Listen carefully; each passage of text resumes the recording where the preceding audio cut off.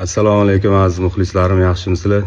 Kecha ozgina oilaviy xotinim bilan Mansanga borib, ozgina xunuk ushlab ketdi, ozgina urushib qoldik. Shunga xotinim shu Namanganda tug'ilib o'sganligi uchun shu namanganlik deb xotinimni ozgina so'kib yuboribman.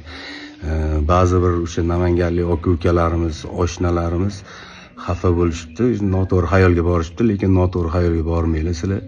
Men hech qachon birorta bir viloyatni ajratgan odam emasman, chunki biz san'atkormiz. Shu xalq ketidan tirikchilik qilamiz aslida. Shuning uchun noto'g'ri xayolga bormasliklarini so'rab qolaman aziz muxlislardan, hammanglardan. Namanganda juda ham oshna og'aynilarim men juda ham ko'p. Qaynatamni ham juda hurmat qilganim uchun shu Namangandan uylanganman o'zi asli. Sizlarni juda yaxshi ko'raman. Sizlarni hurmat qilaman. Yurakda sizlar namanganliklar.